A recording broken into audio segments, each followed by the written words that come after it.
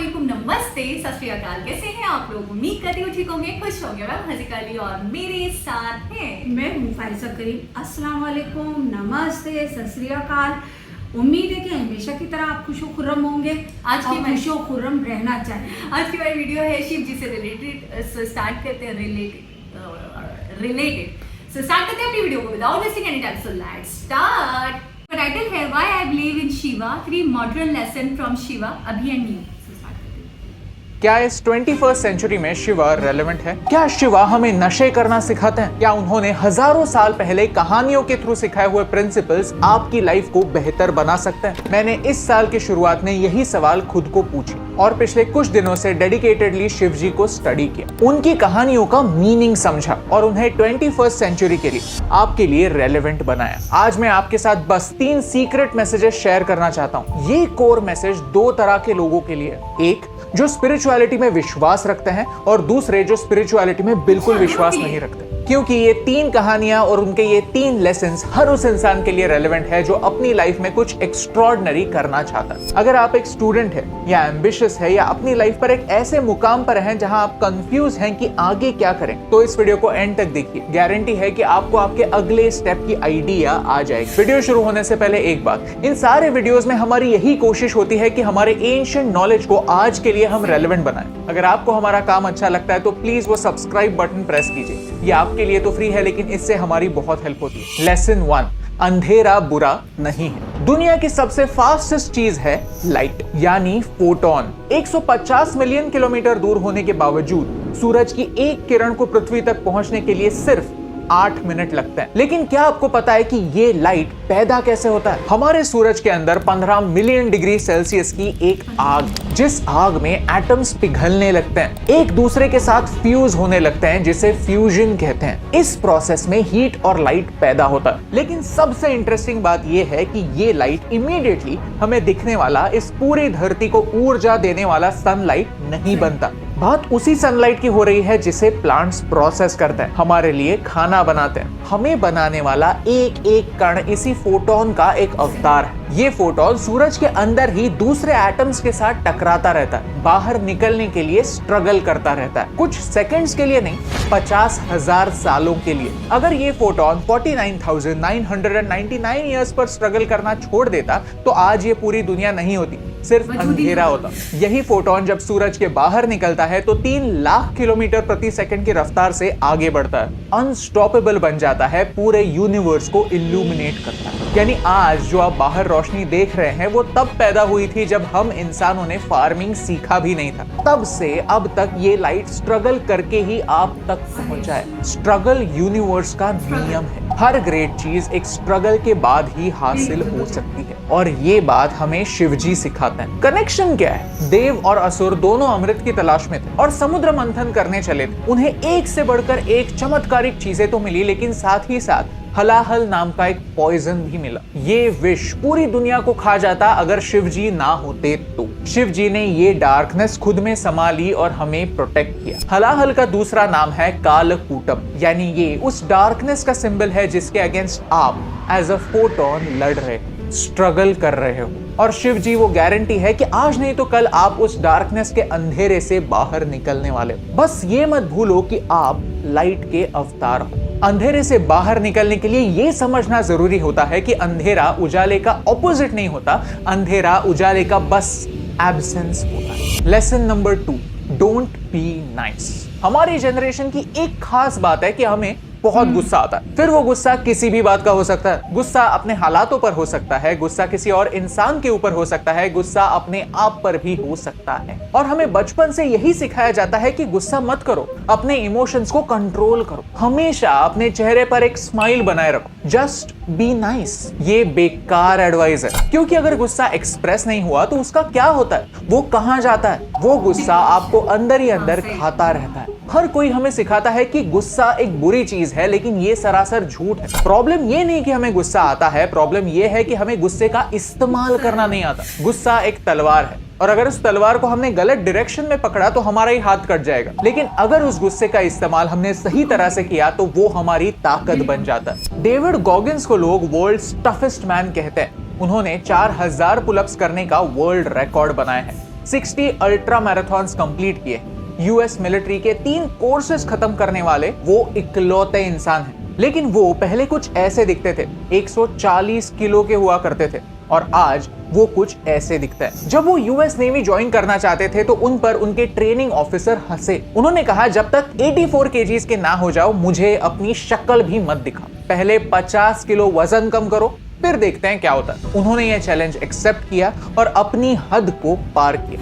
What do you think, अगर उन्हें उस ट्रेनर की बात पर गुस्सा आया होता तो क्या वो वर्ल्ड्स टफेस्ट मैन बन पाते? वेदों में शिवा को रुद्र कहा गया है, यानी गॉड ऑफ एंगर, यानी महादेव को भी गुस्सा आता है और आप और मुझ जैसे आम इंसान को भी गुस्सा आता है। लेकिन महादेव अपने तांडव से पूरी दुनिया का विनाश करने की ताकत रखते हैं और हम अपने ही गुस्से की वजह से अंदर ही अंदर घुटते जाते हैं। Rudra is not just anger, it's constructive anger. Anger has the power to change but only if you can channel it. Rudra यानी शिवा हमें सिखाता है कि अगर हमारे लाइफ में हमें कुछ अचीव करना है तो सही डायरेक्शन में अपने गुस्से को चैनलाइज करना जरूरी होता है। अपने गुस्से को दबाना नहीं, उसे यूज करना सीखो। ओके, मस्त एडवाइस है, लेकिन करना क्या है? कुछ नहीं, बस अपने ब्रीदिंग पैटर्न को ऑब्जर्व करो। जब हमें गुस्सा आता है तो हमारा ब्रीदिंग पैटर्न चेंज हो जाता है, हम फास्ट और हैवी ब्रीदिंग करने लगते हैं। लेकिन अगर हम ब्रीदिंग को कंट्रोल कर पाए तो हम हमारे एंगर को भी फोकस कर सकते हैं। इमीडिएट रिएक्शन देना छोड़कर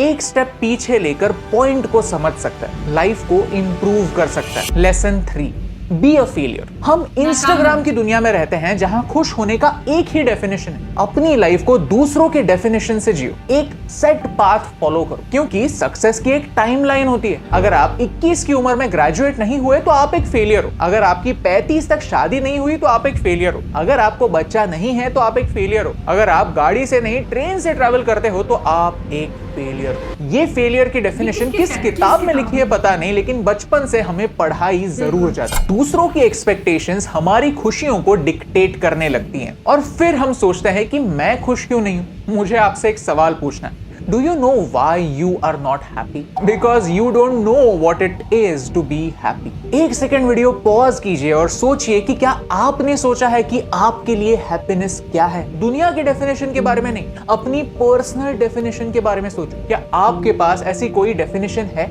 नहीं ना? That's the problem. आज हमें पता ही नहीं है कि कौन सी बातें हमें खुश करती हैं और कौन सी नहीं। हम लोगों के एक्सपेक्टेशन के नॉइज में इतने खो गए हैं कि खुद के अंदर की आवाज सुनना ही भूल गए। भगवान शिव को हम आदि योगी कहते हैं, एक ऐसा इंसान जो पर्वतों में सालों के लिए अकेले बैठता है, तपश्चर्या करता है, जिसके पास खुद का ऐसे कुछ भी नहीं। तो आज की डेफिनेशन से शिवजी तो फेलियर है, राइट? शिवजी हमें सिखाते हैं दैट इट डजंट मैटर कि सोसाइटी आपको फेलियर मानती है या नहीं, जब तक आप अपने आप के नजर में गिरते नहीं हो तब तक आप हारते नहीं। ओके, तो हम क्या कर सकते हैं? एक्चुअली शिवा हमें इस मटेरियल वर्ल्ड से डिस्कनेक्ट होना सिखाता है, और ये कैसे होगा? इन एडिक्शन से नहीं, बल्कि अपने प्रोग्रेस के एडिक्शन से। और ये तभी पॉसिबल है जब आप लोग क्या सोचेंगे ये सोचना बंद कर देते। Let me tell you a 3-step strategy that changed my life. एक ऐसी स्ट्रेटजी जो इतनी सिंपल है that I feel sorry for all those people who don't know this. इसे कहते हैं 6 मंथ रूल, जो आपकी लाइफ बदल देगी। पहला स्टेप है आइडेंटिफाई करो। आइडेंटिफाई करो कि आपको पहुंचना कहां है, आपका टारगेट क्या है। स्पेसिफिक बनो, खुद को पूछो कि ऐसा क्या है जो अंदर से आपको खुशी देगा। फिर उसके बारे में लोग क्या सोचते हैं ये सोचना बंद करो। अक्सर बच्चों को स्पोर्ट्स में इंटरेस्ट होता है लेकिन उन्हें कोई करियर पाथ नहीं दिखता, तो वो एक सेफ ऑप्शन चूज करता है और जिंदगी भर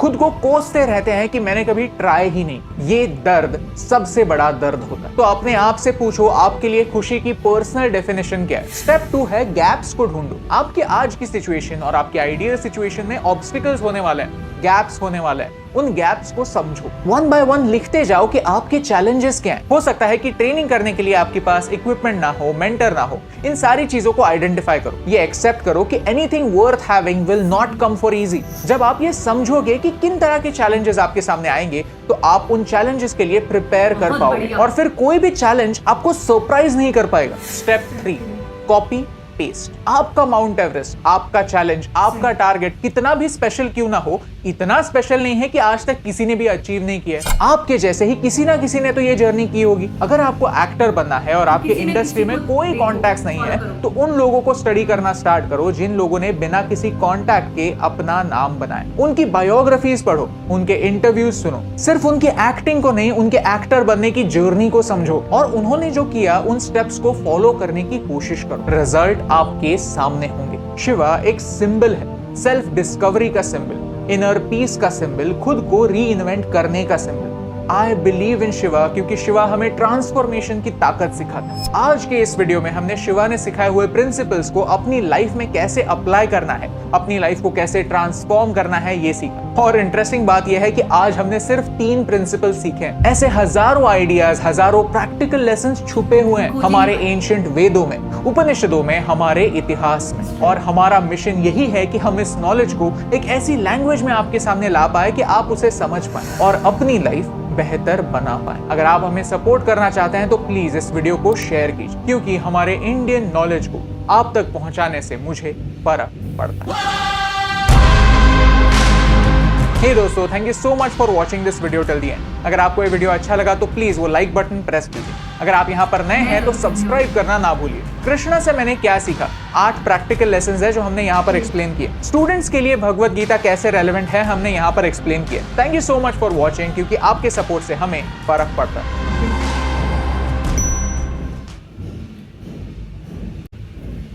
बहुत ज्यादा मोटिवेशन फील हो रहा है मुझे अपने अंदर। अच्छा, सबसे और बातें तो चाहे डार्कनेस वाली जो बात है, अंधेरे वाली जो बात है, वो भी बहुत अपने आप में कमाल की थी और बहुत वाकई में हम इस नज़र से देखते भी नहीं है अपनी चीज़ों को, अपनी हैप्पीनेस को, अपने गमों को या अपने मसले मसाइल को जिस तरीके से हमें हैंडल करना चाहिए और जिस तरीके से हमें देखना चाहिए। देखिए उन्होंने कितनी खूबसूरत बात की कि अंधेरा जो है, अंधेरा अपोजिट नहीं है रोशनी का, बल्कि रोशनी की कमी है अंधेरा। रोशनी प्रेजेंट का ना होना अंधेरा है। अगर रोशनी आ जाए तो अंधेरे का कोई वजूद नहीं। बिल्कुल ठीक है। ये कितना मतलब चीजों को देखने का आपका विजन बदल देता है ऐसे लेसन्स।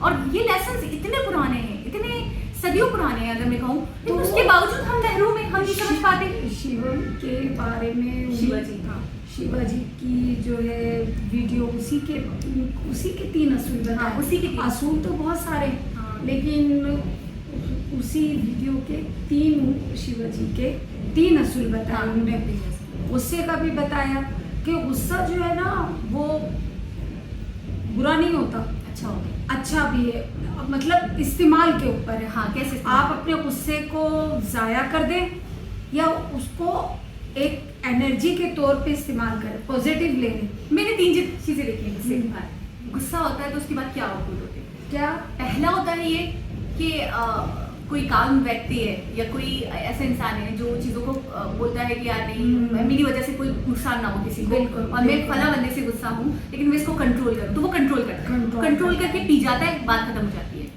उसका ना अच्छा असर है ना बुरा असर है, वो न्यूट्रल हो गया गुस्सा। बिल्कुल। दूसरा गुस्सा ऐसा गुस्सा होता है जो सामने वाले जिसके ऊपर आपको आ रहा होता है, आप ठाए ठाए ठाए ठाए ठाए ठाए ठाए ठाए अगले पिछले ये वो, हाँ, सब निकाल के बैठ जाते हो, निकाल पार कर देते हो, तुम तो ऐसे, तुम तो वैसे, और उसके बाद आप अफसुर्दा हो जाते हो कि यार मैंने गुस्से में बहुत कुछ बोल दिया, सिचुएशन आउट ऑफ हैंडल हो गई, उससे आपका ताल्लुक खत्म हो गया, उससे आपका राब्ता खत्म हो गया, चाहे वो आपका जितना भी हर दिल अजीज दोस्त था, लेकिन आपने गुस्से में अपना ही नुकसान कर लिया। यानी कि दूसरा ये आउटपुट देखा मैंने कि गुस्से में आप अपना नुकसान कर, बिल्कुल, बाद में आप गमगीन होते हो और सुनता होते हो। तीसरा ये है कि आप गुस्से को सही डायरेक्शन में यूज करो। जैसे कि उन्होंने तलवार की मिसाल दी, मैं 100% मुत्तफिक हूँ इससे कि जब आपको गुस्सा आया है ना, और जिस चीज पे आपको आया है आप उसको समझो, और जैसे आप फेल होते हो किसी मकसद को लेकर, आप बार बार फेल होते हो, यार ये मुझसे हो ही नहीं पा रहा, ये गोल तो मैं अचीव ही नहीं कर पा रही हूँ या कर पा रहा हूँ, तो आपको गुस्सा आता है, आपको बुरा लगता है, आप थोड़ा सा डीमोटिवेट होने लग जाते हो। वो डीमोटिवेशन भी, हमने संदीप जी की एक वीडियो देखी थी जिसमें उन्होंने कहा कि मोटिवेशन ही जरूरी नहीं है, डीमोटिवेशन भी बहुत जरूरी है आपके लिए। तो वो आपका गुस्सा, वो आपका डीमोटिवेशन जो है, वो आप अपने गोल को सेट करने के लिए या गोल को अचीव करने के लिए लगाओ कि यार मैं कहाँ गलती कर रहा हूँ। मेरे से कहाँ चूक हो रही है, उस पर स्टडी करो, उसको समझो।